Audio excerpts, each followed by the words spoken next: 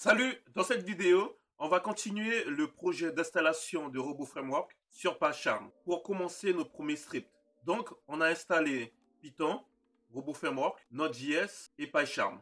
Maintenant, il nous reste l'installation d'IntelliBot qui sert à avoir de l'autocomplétion, à valider des instructions plus rapidement.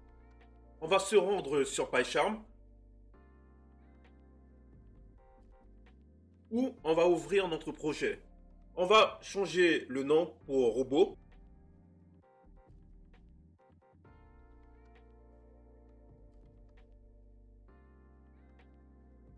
On a toute notre architecture.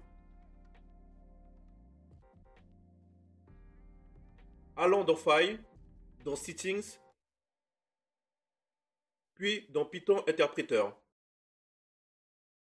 où on va cliquer sur le petit. On va installer Robot Framework encore, car sur Linux, même si on l'installe dans le terminal, on doit l'installer une fois encore dans l'IDE. Voilà, c'est fait. Fermons, voilà. On va créer notre script.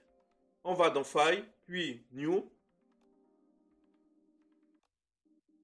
On va choisir File, puis on va donner un nom quelconque à notre script. Mais surtout, on va marquer un point robot comme extension à notre fichier pour faire appel à Robot Framework.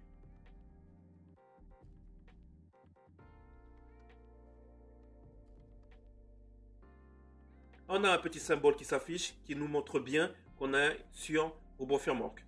Maintenant, il ne reste plus qu'à installer IntelliBot qui nous sert à avoir l'autocomplétion.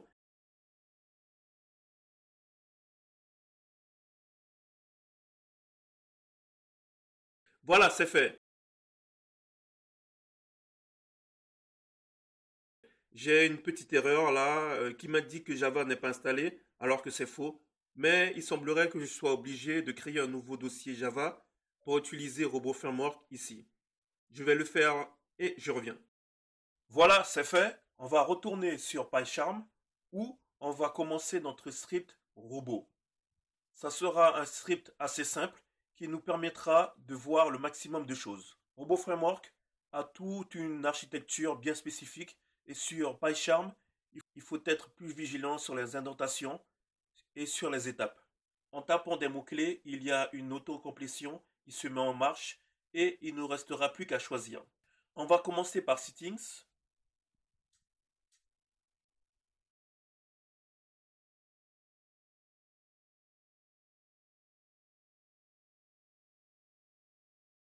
On va rentrer la zone des variables. On va rentrer quel navigateur qu'on va utiliser. Donc ici, ça sera Chrome.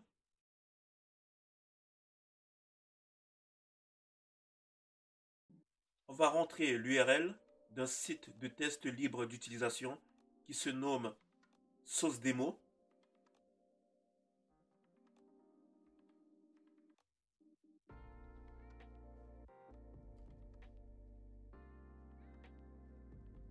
On enchaîne avec le username et le mot de passe pour effectuer la première partie.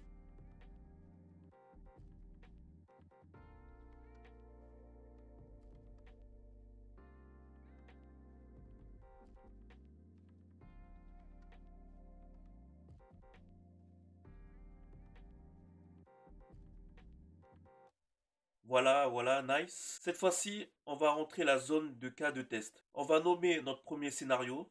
On fait une indentation et on va marquer les actions clés qui se symbolisent avec la couleur marron clair.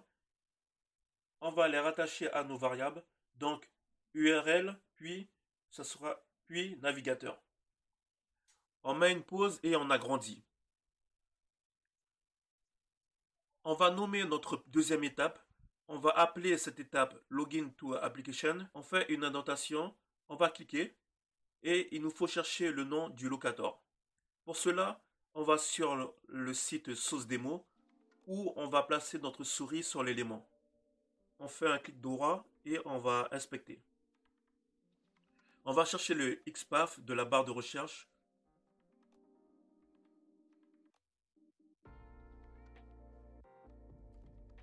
On va le placer là, tranquille. On met une pause et on va mettre un input pour envoyer les données. On va, on va ajouter une pause.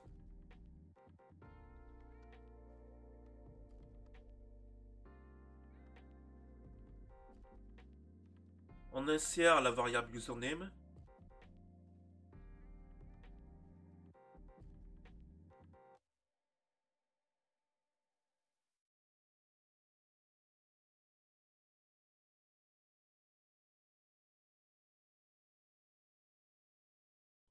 On lance.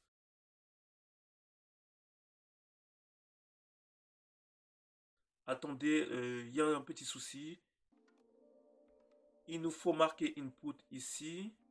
On n'oublie pas de mettre de simples codes ici aussi. Et j'ai mal écrit la variable. Et voilà, c'est parti. On relance.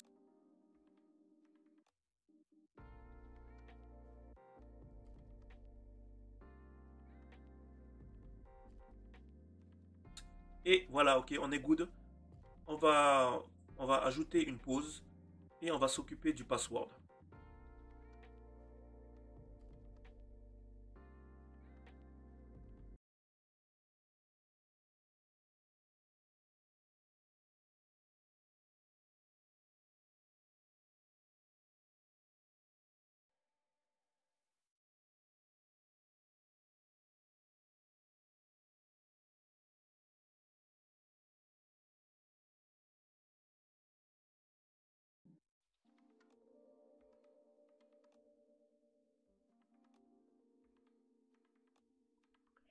On va mettre une nouvelle pause. Et on va finir avec le locator login.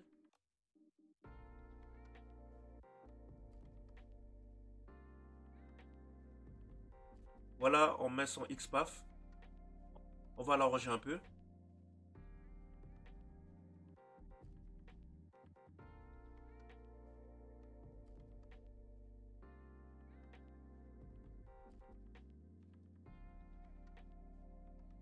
On met une pause de 10 secondes pour pas que ça se ferme trop vite. On lance.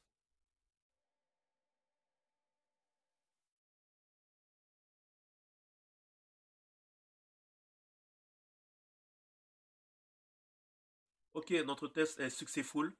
On a réussi à se connecter avec le username et le password.